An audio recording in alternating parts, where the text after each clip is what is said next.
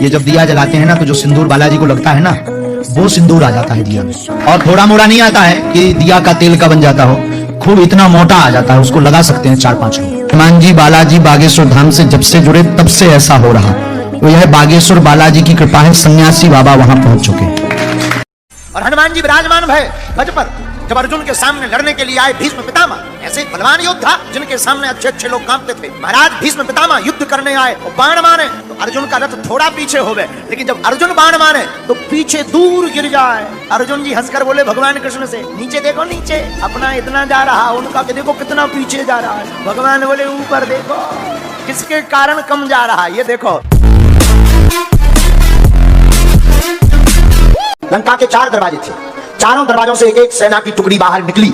राम जी, विभीषण जी, मंत्री है जामवंत जी, तो जामवंत जी सब मंथन में बैठे, सब सोचने लगे भैया इतनी सेना आ रही, बंदर तो इतने अपने हैं नहीं, राक्षस ना खा जाने, बंदर बेचारे मर जाने। हनुमान जी 2 हाथ उठा के बोले प्रभु बोलो ना मानो तो किसी की जरूरत नहीं है, हम अकेले काफी है। राम जी ने आज्ञा दे दी, हनुमान जी चले। अब जब जाने लगे तो विभीषण जी बोले कम से कम मुगदार तो ले जाओ, ऐसे मारो। हनुमान जी बोले जरूरत ही नहीं है। कहते हैं हनुमान जी के राक्षसों के लिए राक्षसों का सामान ही काफी है। बात भी सही है, बताओ कोई किसी का घर फूंकने जाए, आग लगा ले जाए, तेल ले जाए, पेट्रोल ले जाए, माचिस ले जाए, लाइटर ले जाए, धन्य है वीर बजरंगबली, उन्हीं की लंका, उन्हीं को कपड़ा, उन्हीं को तेल, उन्हीं की आदि बार के बकवादी चल रहा है।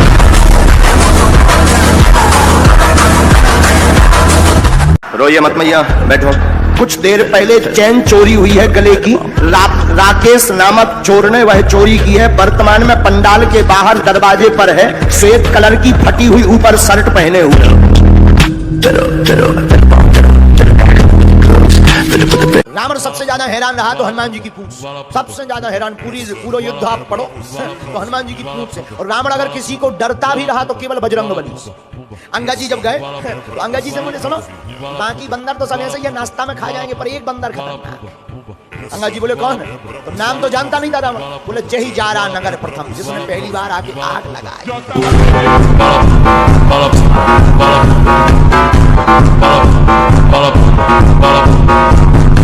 सर उस लिहाज से तो फिर आप जैनियों को भी बुद्ध हमारे आत्मा है, उन सबको हिंदू कैसे बना देंगे? सब हमारी आत्मा निकल रहे हैं, सब हमारी आत्मा। जैसे आपकी साथ में पीढ़ी सनातनी, उनकी भी पीढ़ी सनातनी निकलेगी। वो तो आप मान रहे हैं, ऐसा मान नहीं रहे हैं।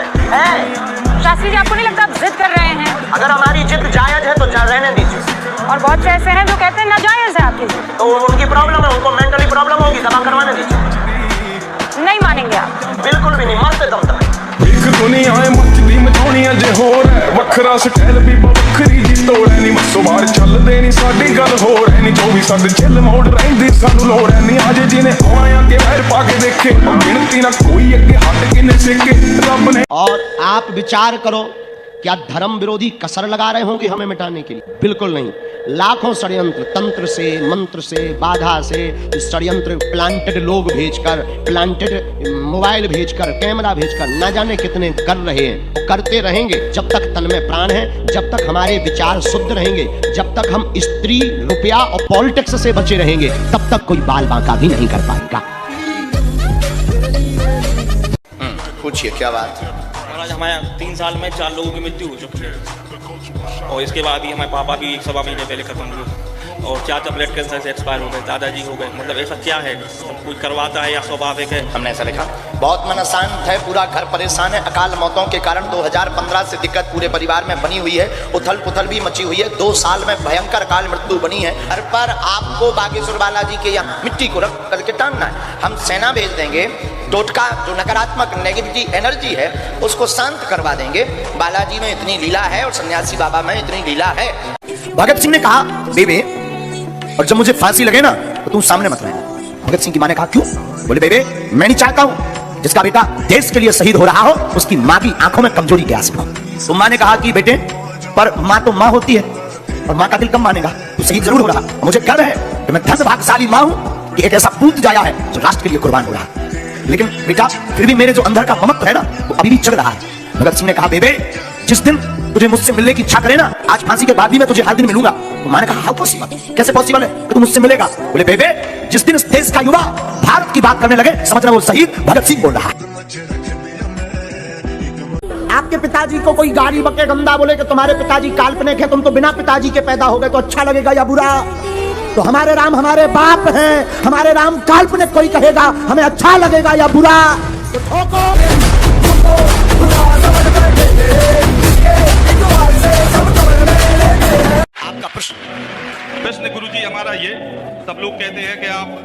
राष्ट्र की बात करते हैं, हिंदू राष्ट्र बना रहे हैं, तो कहीं ना कहीं मुस्लिम समाज की मन में ये रहता है, क्योंकि कुछ लोगों को पता है, कुछ लोगों को ज्यादातर पता नहीं है कि हिंदू राष्ट्र में मुस्लिम समाज का स्थान क्या और कहां रहेगा। गुरुजी, आपके माध्यम से अगर हमारी बात पहुंचे तो आप ये अपनी कमेटी को ये बता दीजिएगा कि हिंदू राष्ट्र का मतलब राजनीतिक रोटियां सेक कर कोई हमारे और तुम्हारे बीच में दरार भर दे तो उसको नहीं हम कह सकते हैं। लेकिन हमारे हिंदू राष्ट्र की कल्पना बहुत स्पष्ट है, जिसमें किसी भी धर्म को भारत छोड़ने की आवश्यकता नहीं है, ना हम छोड़ने देंगे। हाँ, किसी को दिक्कत है तो पासपोर्ट दिलवा देंगे।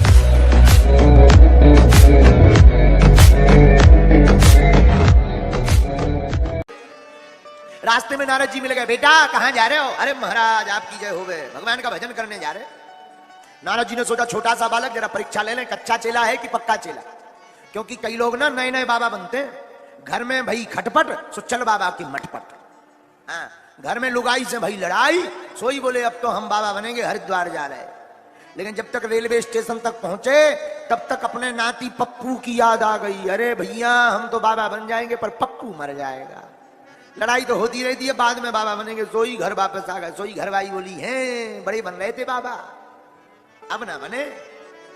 कई लोग ऐसे भी बाबा होते, हमने तुम्हें पहले दिन बताया ना, कई लोग ऐसे भी बाबा होते हैं, सिर मुड़वा लेते हैं, बोले बाबा तुमसे गलतियां बहुत हुई, इसलिए हमने तुम्हें बुलाया। ये तुम्हारी अर्जी तुम्हारे कारण नहीं लगी, ये तुम्हारी अर्जी भगवती भद्रकाली के कारण है।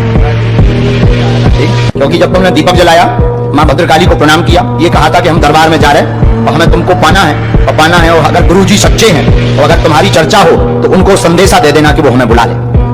यही कहा था, हमारे पास बात आ गई। हमने लिखा मन अशांत है, साधना को लेकर परेशान है, देवी की कृपा पाना चाहते हैं एवं रुके हुए कार्य को पूर्ण करवाने की अर्जी लेकर आए, गुरु बनाना चाहते हैं, आज्ञा है। एवं चाची की मृत्यु का रहस्य अंतर आत्मा से तंत्र विद्या का लग रहा, जो आपकी बात सत्य है, क्योंकि शरीर उनका नीला पड़ गया था, आगे उनकी समस्याएं नहीं होती।